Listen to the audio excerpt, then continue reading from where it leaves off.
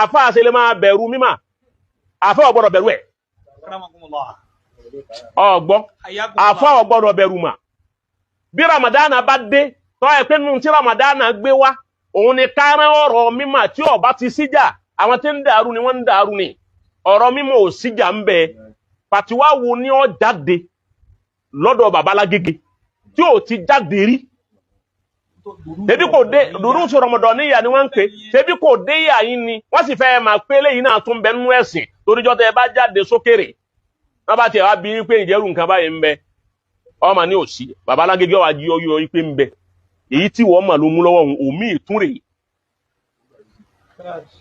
ọgbọ́ ìmọ̀ wọn èyí bá mímọ̀ já ẹ̀yìn àfẹ́ ẹ má bẹ̀rù mọ́ bẹ́yàn bá lọlé ọ̀rọ̀ tẹ́lòmí ń tààfà mí ń sọ ń bí wá sí ẹni tí ò kéwú gan bá rọ́ ma kéwú kan tí ó ma páyà yóò ma wí tí ń bẹnu ẹ̀ tí ó sì ma jọra wọn àìmọye àwọn tí ò kéwú lé Facebook tó wọn ma kéwú ẹkùn wọn kàn lè rẹ́ǹtì ajá náà sì ni wọ́n máa wí mẹ́ma wí nǹkan kan yóò wá ṣe déédé bí ìgbà tó ẹ pa àfa lòun náà àmọ́ tó bá kú fíìdì kápá wọn àfa àjọ káwá ju ọ̀rọ̀ ẹ̀sìn sí wọn wàhálà òde kismatun dìíza òun ni dìísá tá a wí yìí gan tí mo wí yìí gan ọ̀sá àfa tó lè lóhun mọ̀ túbẹ̀ kẹ́lìmà dìíza inú lóga ọlọ́run ló sì lò ọ̀sá àfa kan tó lè lóhun kò ní wásà ní kò ní wásà ní kí ni a sì lù ẹ̀ mo ní tí ń bọ̀ kẹlìmọ́tún dìísà bẹ́ẹ̀ ni kìsmọ́tún dìísà kẹlìmà dìísà yẹn kìí ṣe kẹlìmà àrọ̀bíyà lóga àrọ̀bíyà kọ́ kìí. Alhamdulillah, adúpẹ́ fún Allah subhanahu wa ta'ala àtọ̀rọ̀ kí a ti kẹfà nàbọ̀ Muhammad sallallahu alaihi wasallam ike Allah azza wa jalla àtọ̀rọ̀ ilé ìjẹta rẹ̀ kó ma bá wọn ará ilé rẹ̀ kó sì ma bá wọn sọ̀hábà rẹ̀ ẹ̀mọ̀ nínú ẹ̀sìn wa akíra assalamu alaikum wa rahmatullahi wa barakatuh gẹ́gẹ́ bá ti mọ́ sọ ìpinnu dára tẹ̀lé ṣe fún barakallahu fikum òun nípa àwọn ọ̀rọ̀ olóyè bí èyí tán sọ yìí láti fi ṣàlàyé san lọ́bẹ̀ẹ́dà ẹmọ́ṣà mọ́ bá wa ṣe kíni ẹmọ́ṣà mọ́ bá wa tànká kí lọ́bẹ̀ẹ́dà mọ́ṣà san wá ní ẹ̀san olóore gbogbo àràgbọ́n tí Jack Malu sọ ajá babalágége mudirul markaz so kí lọ́bẹ̀ẹ́dà mọ́ṣà fọ̀nà mọ́ gbogbo wọn lápapọ̀ Jack Malu sọ pé kí ló dé tó já sí pé tí Ramadan bá ti ń bọ̀ ipe àwọn àáfà wọn máa ń bẹ̀rù mímọ̀ ipe kí ló dé tó fi rí bẹ́ẹ̀ ipe kò yẹ kí àwọn àáfà máa bẹ̀rù mímọ̀ kí wá ní ń pè ní ìmọ̀ in tí èyí mudiru markazi wọn sọ káàkiri ní ń pè ní ìmọ̀ ṣé ìmọ̀ lélẹ́yìn Jack Malu sọ pé mudiru fẹ́ kí àwọn èèyàn mọ̀ pé nǹkan tuntun míì wà yàtọ̀ sí èyí tí wọ́n gbé dání nítorí tí wọ́n bá débì kan tí wọ́n bá béèrè lọ́wọ́ wọn pé sí wọ́n mọ eléyìí kí wọ́n lè bá sọ pé bẹ́ẹ̀ ni ó wà ẹni tó bá wá ń sọ pé kò sí mudiru wa sọ pé rárá ó wà subhanallah kálọ̀ bẹ́ẹ̀ dàmọ́ ṣe wá ní ọ̀tá òdodo àti ọ̀tá ìmọ̀ bí àwọn kìíní yìí so nínú pírọ́blẹ́mù tẹ́yìn kìíní yìí ní pàápàá jùlọ ìrẹ́ Jack Malu ní pé ó mọ tí wọ́n ń pè ní ìmọ̀ mudiru yìí yẹn gangan òun lọ̀tá ìmọ̀ tí máa ń bẹ̀rù ìmọ̀ mudiru yìí ń bẹ̀rù ìmọ̀ gan so oye torí mímọ̀ ẹ máa ń ṣí ojú àwọn èèyàn mímọ̀ máa ń lé àwọn èèyàn kó ń bi ojú dúdú wá síbi ìmọ́lẹ̀ bó ti rí ìmọ̀ yẹn tọ́ ìrẹ́ sọ pé àwọn èèyàn ń bẹ̀rù ìmọ̀ pẹ̀lú ìtumọ̀ pé ìmọ̀ ni mudiru yìí ń fọ́n káàkiri lórí òdo àtàìmọ̀ kan àti ìwíkúwé àti ìsọkúsọ ìrẹ́ Jack Malu bá mi mú tafsiru kan wá àbí ọ̀rọ̀ àfá onítafsiru kan so tí tafsiru rẹ̀ sì ní ìtumọ̀ láàrin al'umma oye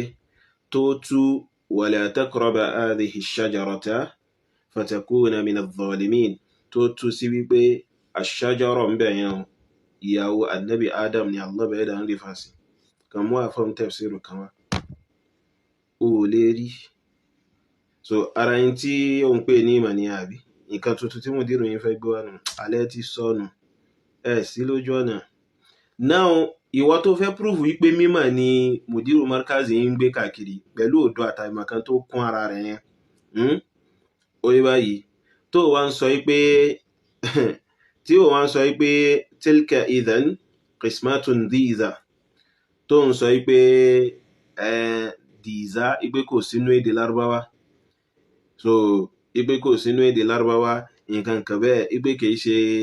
kẹ́límà àrọ̀bíyà so tó ń sọ pé káwọn kan wá ṣe kinní kan ó kàn jòkó kan ìmọ̀ sọ̀sọ́kùsọ jáde lẹ́nu ìgbà tó ka tírà tó kéwú ìgbà tó kéwú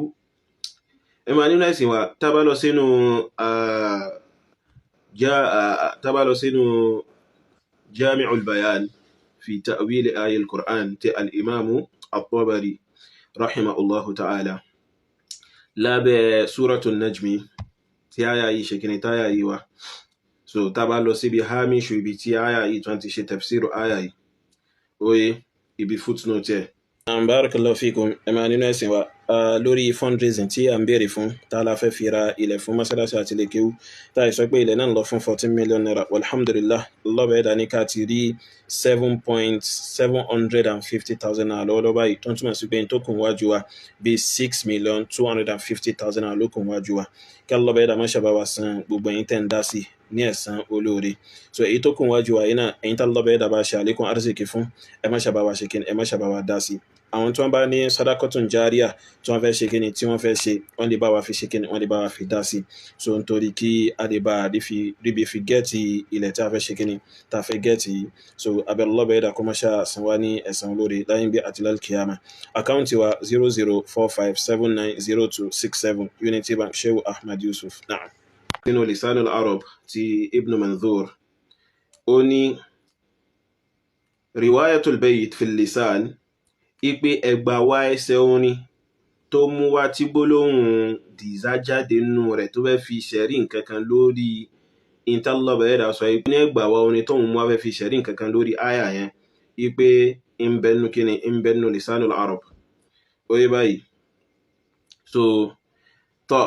ó wá sọ pé qala Ibn al-A'rabi taqulu al-Arab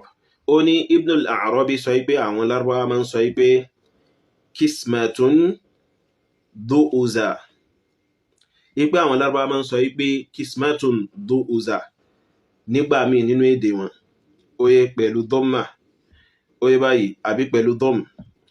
ó wá sọ pé wọ́n tún máa ń sọ bákan náà ipe du'uza láláìsí hamza níbi àárín gbólóhùn yẹn wọ́n kàn sọ pé du'uza ipe wọ́n tún máa ń sọ bákan náà ipe dhi'iza bi kasri dad والهمز بعدها ó yé báyìí so ipe wọ́n tún máa ń sọ pé dhi'iza bikasri dad wa ihmalil hamz ó yé báyìí so now ìwọ́n sọ pé kò sí nǹkan yìí nínú èdè Lárúbáwá ìkànnù àwọn àfáà lugha ní sọ pé àwọn Lárúbáwá máa ń ṣe kí ni wọ́n máa ń sọ nínú èdè wọn yìí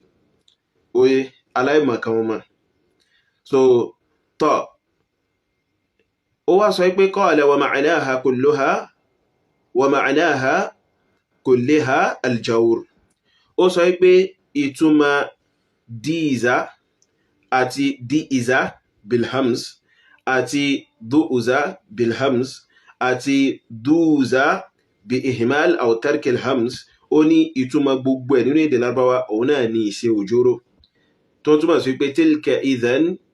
kismatun dìíza ay ja'ira so gbogbo àwọn ìpín yìí tá ń pín yìí ìpín òjòrò ni ó yé báyìí so ó wá ní wa fil lisan ipe nínú Lisanul Arab bákan náà ó yé wọ́n ní daza fil hukmi ay jara so kéèyàn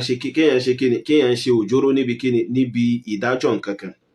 ó yé so eléyìí lórí ìsọkúsọ tó sọ ṣé irú nǹkan yìí ni mùdírù yóò fẹ́ gbé wọlé ni ó wàá máa fẹ́ wá bragado pé ìmọ̀ ni mùdírù yìí ń gbé bọ̀ tó sì yá sí pé àìmọ̀ kan ló sodo sí ìwọ náà lára bí nǹkan mi yìí bí igi òsè so kẹ́lọ́ bẹ́ẹ̀ rà kó fọ́nà ẹ má dá lóhùn kò sí ìmọ̀ kankan tí mùdírù náà ìdá àwùjọ àwọn mùsùlùmí rú ni mùdírù ń bá káàkiri kò ké kankan nínú ìmọ̀ orí rẹ̀ gbẹ́jú nǹkan míì lọ nípa ọ̀rọ̀ mímọ̀dé òye olódó burúkú ni kẹ́lọ́ bẹ́ẹ̀ dà má ṣàbáwá ṣe kí ni kó má ṣàbáwá fi ọ̀nà mọ́ náà.